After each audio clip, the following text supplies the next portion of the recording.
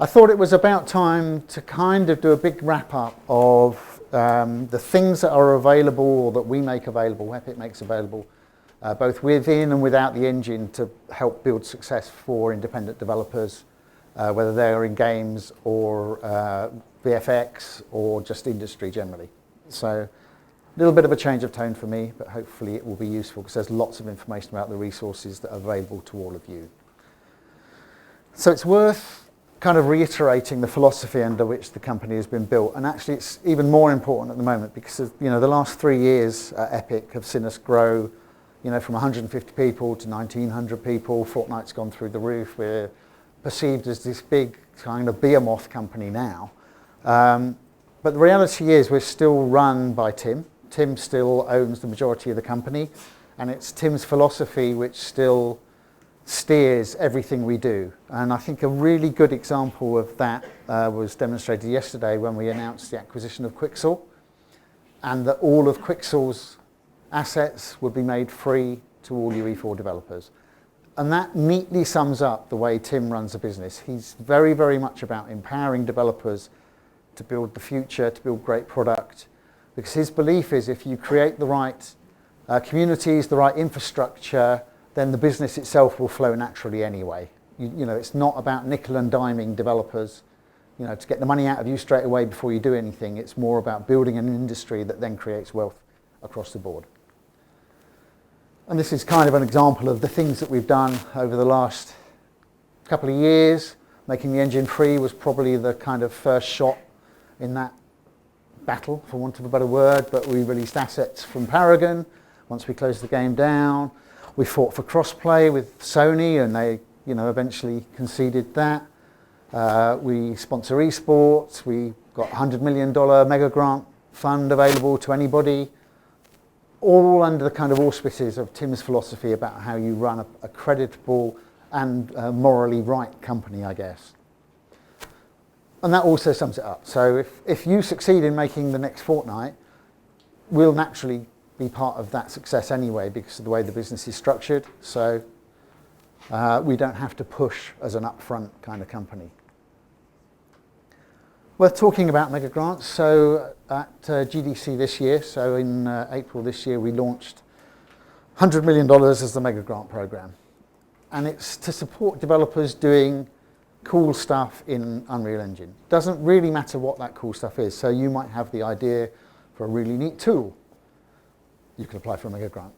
You may be looking for some seed funding for your game. If it's cool enough, you can apply to the mega grant program and it will be considered. So it's always worth thinking about. If you are looking at setting up yourselves as a studio, or you have a technology that you want to try and exploit, or you have a neat game idea you've built a demo for, it's the same as the lottery in some respects, i.e. if you're not applying, you're not going to get chosen anyway. So there's no reason not to have a go at getting a mega grant. And they can go from, 20,000, 30,000, 50,000, right up to 300,000, 400,000. Having said that, it's very rare that a 300,000 mega grant gets granted. It has to be something really rather special, and the kind of application pack that goes with that would need to be outstanding. But again, it's in your own hands. And this is where you can apply for your. And it's open to, like I said, it's open to everybody. Developers, it's media entertainment, enterprise, education, tools and open source. If you've got a neat thing you've built in the engine that you think the rest of the world needs to know about, or you need a bit more money to make it available to the rest of the world, give it a shot. Epic Games Store. So last December, we launched the Epic Games Store, which was interesting. The reaction to it has been a little surprising at times. The venom that has been kind of poured through the internet on exclusives has taken everyone aback, I think, to some extent. You wouldn't go into a shoe shop on the high street and rail at them because there was a shoe shop next door cheaper, or whatever, anyway, But what we want, and again it's part of Tim's philosophy, is we want to make the ecosystems across the board fair for developers and tools providers and publishers, etc. And it's blatant. We believed it was blatantly unfair, the current split. And so, hence, our 88-18-12 split. And for us, it doesn't, to be on the store, it doesn't have to just be an Unreal Engine game. It can be a Unity game, it can be a proprietary tech game. That's not the point. The point is creating an ecosystem for games developers where they can publish their titles in a fair way and where they can get a return on their investment that allows them to continue developing games. The 70-30 split often means that a developer makes barely any money once they've recouped their investment, for want of a better word. We think this is better, we're behind it, we will stay behind it, this is how it's going to be, the store won't be changing that. It has its challenges, obviously. The more games you get, the harder it is to curate. It's a very curated service at the moment, so it is quite difficult to get a game on the store. We are doing free games for older titles, we're doing exclusives, and yes, we're paying for exclusives. You know, that's business. But ultimately, the developer benefits and the customer can benefit. If the developer thinks he can set his prices lower because he's getting a larger split, then he can pass that benefit on to the customer. And you're all developers, so that's something you perhaps need to start thinking about from a business point of view is, okay, if I had that extra, you know, few percent, what would I do with that? Would I discount my title to get more users? Would I take that money in-house to give me the fund for my war chest for my next title? Heavily curated, though, is the primary thing to realise. So right now, it's pretty hard to get a game on there. So there's quite a process, quite a review process. That will ease over time. And then as part of the store, we've got the creator program. So not only are we trying to benefit developers, we're trying to benefit the content creators that then help push the games. And so as a developer, you can assign a percentage of your take over to a creator who is pushing your product through their Twitch channel or whichever particular media provider they're using. It's 5% by default, and for the next year, we're going to be paying the first 5% anyway. So again, it's this idea of kind of kick-starting a slightly different economy, a slightly different way of developers being able to get product into the market and ultimately make a living. Another thing we have, and we've had for several years now, is Marketplace. And this is kind of our asset store, for want of a better word. 9,000 products, 2,300 sellers. Some of them are making their living on the Marketplace. Their full-time jobs are asset packs for the Marketplace. We have sales throughout the year, so you can spike your products, etc. And the revenue share is the same, 88-12. And we do have actually whole companies now just churning assets, making assets. And this is some of the nice things people say about us, you can all read. Launch in 2018, partner with creators, we give 5 packs for free each month, plus permanently free packs that are always on there. So again, as a developer, if you're looking to kind of quick start your prototyping, go to the Marketplace and download stuff that's free. You're perfectly entitled to use it. You can use it in your end game, in your finished game. But if you want to get a polished look and feel prototype up and running quickly, go to the Marketplace and download the sort of assets you want. And even more now, we have the Quixel assets coming online, though that's via their website at the moment. So there is a process. We don't just let anything through. So you can't, publish. You can't sell packs of knobs, for instance. That was a joke.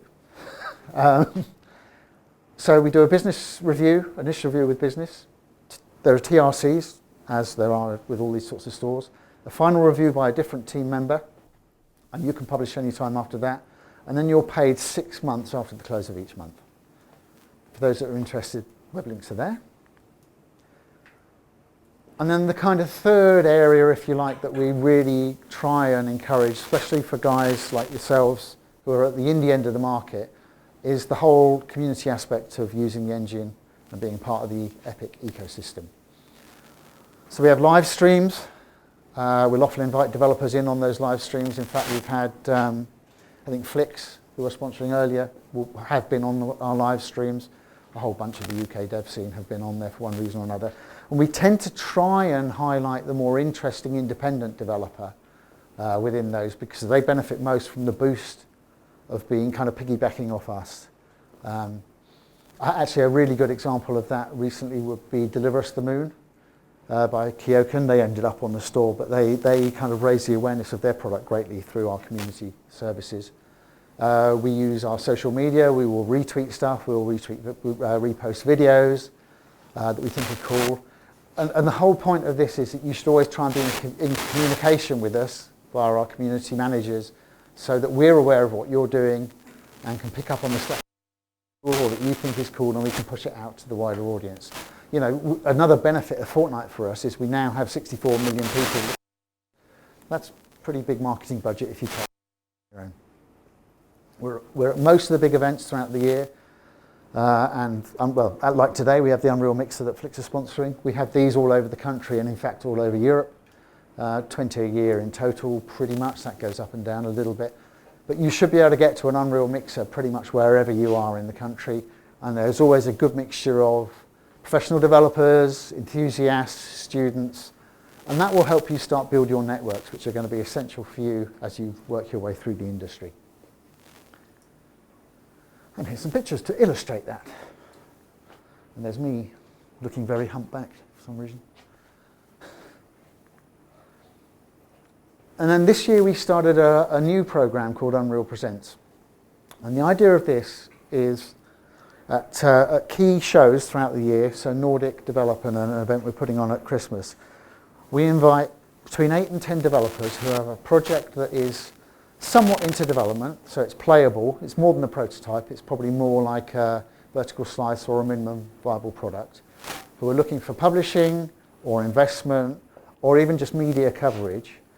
And we invite them to demonstrate those products in a closed environment, and we invite 20, 25 investors, publishers, media people to come and spend time with the developers and the games. The idea being that they will hopefully then get either signed to a publisher, or they'll be able to raise the money they need to continue the product, or they'll be able to raise the awareness of their product. So we started that at the Nordic Games conference in Sweden back in May.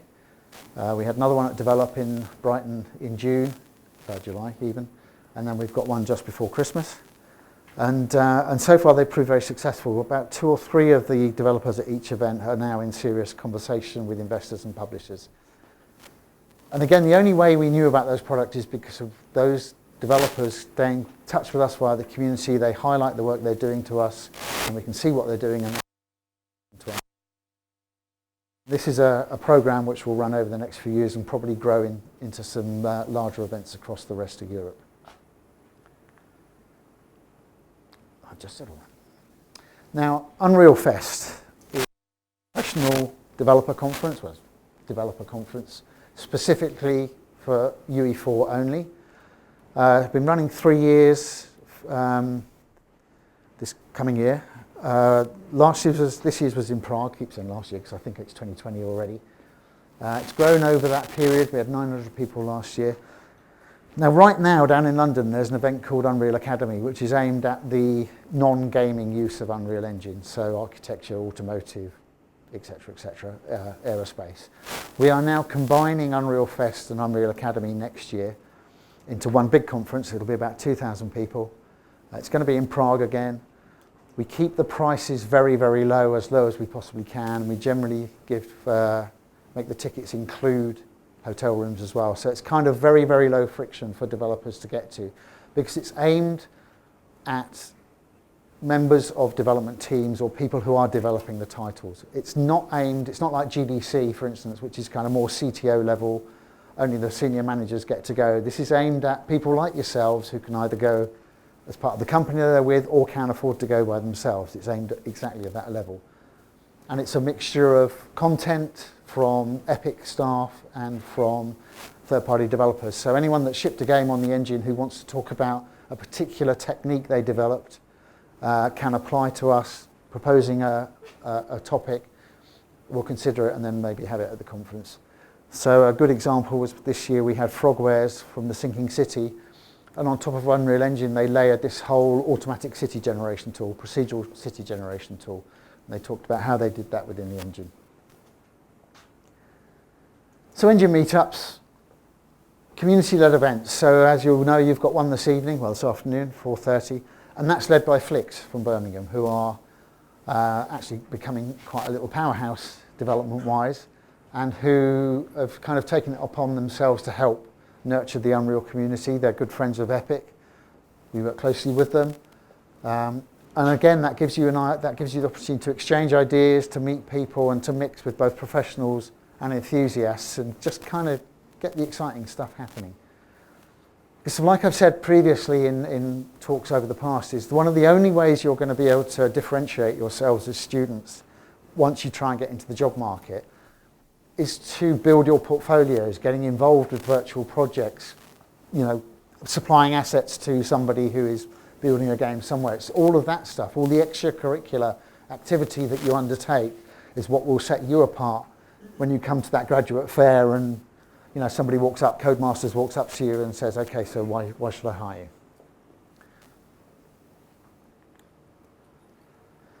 We also have a bunch of kind of more global community events. Unreal Film Jam, obviously that was aimed more at media, but there's no reason why anyone who's interested in film can't use the engine to build shorts. Doesn't matter whether you're a games developer or not. The lines are blurring between all of these disciplines now. It's particularly with the use of, Quixel again, keep coming back to those. Twinmotion was a company we acquired earlier this year, which actually really simplifies the use of the engine in, particularly architecture. We've always had our summer game jams. These are virtual game jams, they're not a physical space, and everyone's invited to get involved. You can get involved, there's no barrier to entry. And then we also had Cinematic Summer, again more aimed at the media and entertainment space and the use of real-time engines within that, which is becoming very, very prevalent. More and more we're seeing real-time engines used for previs, for films, and actually now real-time engines being used for content within films. So this brings me around to the next area, is kind of the use of the engine beyond games. The reality is right now, there's a lot of games courses across the UK and across Europe that are supplying probably more graduates than can actually be employed within the games industry itself. The barrier within the games industry has always been very high, fairly or unfairly, and the kind of job turnover is relatively low. So it is a difficult industry to break into. But actually the skills you're learning within the engine are massively sought after outside of the games industry at the moment, to the point where, were you to consider some of them, you would be probably likely to get a much better paid job with much better working hours, and in some cases even a company car, weirdly. I thought that died out years ago. And all that time, and whilst you're working within those environments, you're still using the engine and you're still honing your game skills. There's no reason why you can't bounce back through into the games industry. But why is a game technology being considered by industry that has nothing to do with games? Ultimately it comes down to, but it's robust and flexible, tried and tested engine that's been QA'd and is reliable. Not in-house built, and so it's built in a way which anyone can pick up and use. Often in-house tech is built by one particular person, and if they should ever leave a company, then that kind of knowledge goes with them. High performance, iterate regularly. Games themselves are at the forefront of 3D technology, always, bleeding edge in fact, and so it means that more traditional industries get further ahead than their competitors. And we have a unified tools and pipeline. It's because of the things that we've taken for granted within developing games and become efficient for developing games actually turns out to be quite rare across other industries. So these are images, created that are non-game images, but the kind of stuff that you could be working on as an Unreal expert. A lot of it is architectural, a lot of it is interior design type things, because of the beauty of a real-time engine is you can create the scene and then you can alter the light, you can alter the time of day, you can move the furniture, you can change anything about this scene in real time. It's real time, but this is like sorcery to a bunch of these people. So in architecture particularly, everything was pre-rendered. They would send stuff off to a render farm and get it back 5 days later at a cost of 30 grand. And they couldn't change it. Once they'd committed, that was it. Now you can create a scene like this in a week and change it in a nanosecond. And this is just a little kind of snapshot of a lot of the companies that are now using real-time, using the Unreal Engine. And there's some pretty damn cool people there. You know, particularly in the M&E space and in this kind of virtual effects, so ILM, Third Floor, The Mill, all these sorts of people. And you'd kind of expect that because the content they create is very game-like in lots of ways. But then you look at, you know, Jaguar Land Rover, and you begin to wonder, well, what do they want? But again, it's all about modelling new cars, design. You know, instead of building them in clay now, they build them in VR, walk around them, drive them. And they need the skills that you have because they're massively short of those skills. And this kind of leads on to, you know, what might be on the future. It's becoming very, very clear that real-time technology is permeating virtually every industry. That may not necessarily be Unreal Engine that's in every industry, but the fact that real-time is doable now on consumer-level hardware means just the cost of creating and the cost of displaying is now marginal for most industries. You know, it used to be the case that a render farm would cost tens, 20s, hundreds of thousands and become obsolete very quickly. Now you can render, you know, a complex scene, a car configurator on a, you know, on a top-end PC with a, you know, a Titan, a couple of Titans or whatever the latest graphic card is, at a cost of 20 grand maybe. You know, it's negligible. And as it becomes more ubiquitous, the idea is that almost you get to the point where you no longer really even realise that you're using the real-time technology. It becomes the underlying basis for everything rather than an engine for a specific thing. Now, I hope lots of you know about, you know, where to get the engine, how to learn to use the engine, you know, the resources available that you can just go to straight away. But if you don't, that's where you can go. It is completely free to download. It's completely free to use. If you publish a game, then you pay 5% gross. Or you could always come and talk to us about custom licensing if that was something that you fancy. But the idea is that to get the technology in your hands, with the resources to be able to learn and use it, there is no barrier to that. There is no qualification, there is no questionnaire. You just go and you download it and you start playing. Does anyone have any questions? No one. I must be brilliant. Okay, at the back there.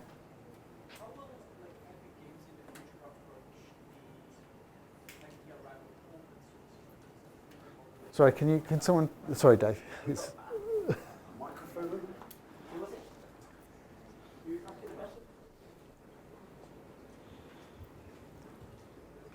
So the question was, how will Epic Games in the future will address the incoming event of open sourcing when it comes to 3D modeling and open sourcing some softwares such as Blender in productions pipelines? Well, so I mean, you can use any tools you like for creation, whether it be Blender or Max Meyer or Houdini or some open source solution, and the engine is the thing that you actually just push them through into. The engine is the engine itself isn't open source in the traditional sense of the word, in terms of it doesn't have a development process or board that guides it, you know, and is open source. But the source code itself is out there. You know, the source code is what's available, and so you are at liberty to change that for your own usage. So there's no barrier to using open source tools within the engine at any point. The Unreal roadmap's actually available as well, isn't it? Oh yeah. We're very transparent about what's coming. Yeah. The roadmap's up on a Trello. We do previews. Yeah. Any other questions? A couple at the back.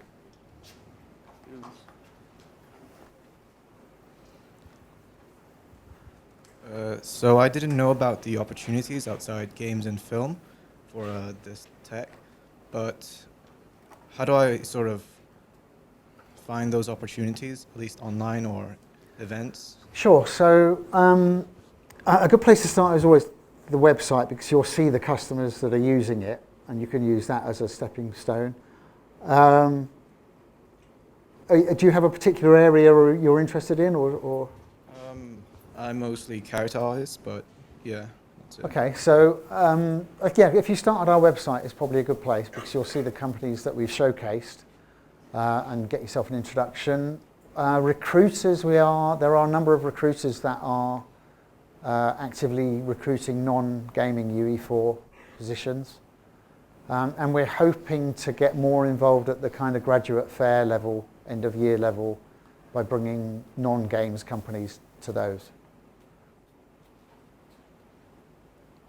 At the very start of the talk, you mentioned that, you mentioned like a metaphor with shoe shops, with every game store being next door and not offering all the services the other one. I'm guessing what you're focused on there was sort of like the controversies of some of the developers have had exclusive games on in the store and getting backlash. Yeah. Have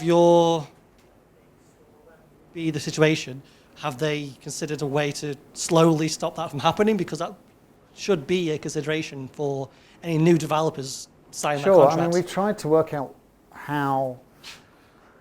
Well, we've tried to work a couple of things. One of the things we've tried to work out is how real that feedback really is, because it's the internet, of course, and so the vocal minority always likes to get upset.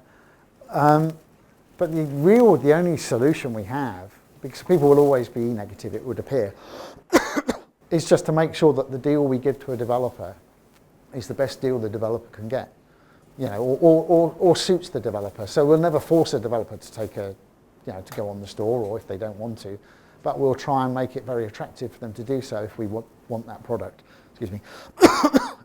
And it seems almost in a sense that every time we address the problem, it kind of almost backfires, publicly anyway. And I think it just is a demonstration of the toxicity within some communities, that whatever you do, you can't win.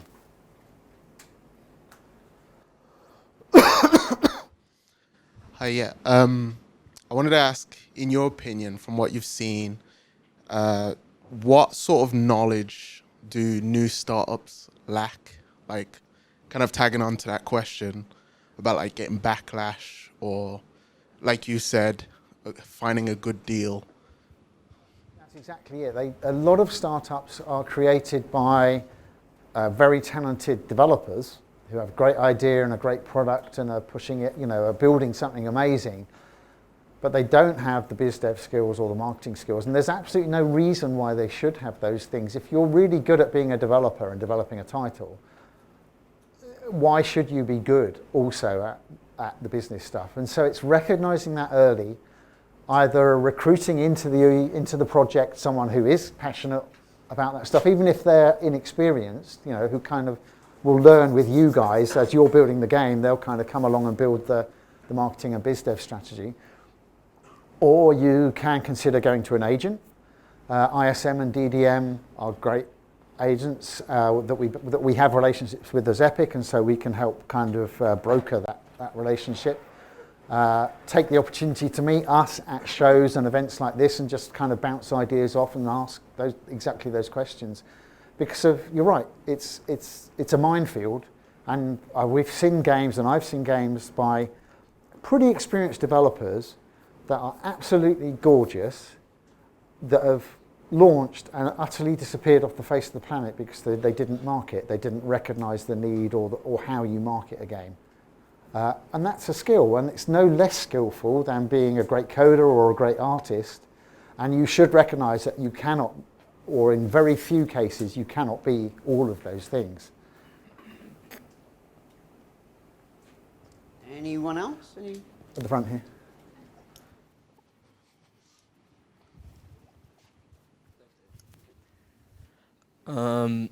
At one point, you're talking about the marketplace and highlighting things that are more interesting and kind of out there and independent. And that's iterated a lot in being unique and standing out from the crowd. What would you say is your biggest piece of advice to stand out when there are a lot of people around you doing the same thing?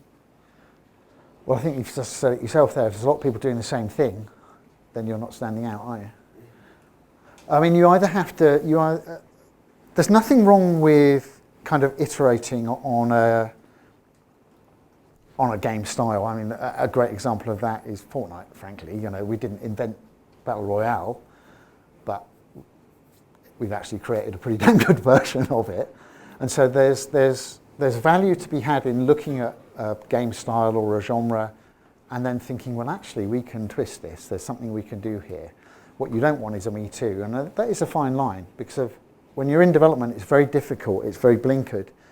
And so you always think that the game you're working on actually is unique. And so having that ability to step back and assess is important. So, yeah, I mean, in very rare cases will a developer come up with an entirely new thing. I mean, it's like books and films, you know, actually 7 genres or whatever it is. But it's about putting that unique twist. And that unique twist could be cultural, you know, so it can be based on geography, and so it talks to a particular audience. You know, these are things you can consider. And the other thing is to make sure that as individuals you're steeped in game culture. If you're building a game, you should really know about games. You know, they should be part of your DNA. You should be that guy that can talk about, you know, all the great stuff. You should know what the game, you know. Right now, I mean, I'll ask you the question actually. What are you playing at the moment? Nothing, because I don't have time. Not a good answer. Say Destiny 2. Okay. Playing at the moment. Yeah. So that's it. You should, you know, you've got to be passionate. If you're going to get anywhere, you've got to have the passion, and you've got to be absorbed in games and know about games. And that comes from playing them. You can't just be a developer. You've got to play. I would say it's about playing the games you love and games that you don't like. Oh, well. absolutely. Yeah. Try stuff that you don't think you're going to like, 'cause you might surprise yourself. It's learning, to be honest. And then you'll, like Mike says there, you'll learn stuff that you don't know, right? And you will find something that why is it bad? If a game is bad, play it and find out why it's bad. Is there something there? Because then you don't make that mistake if you're a developer. You don't fall into that trap.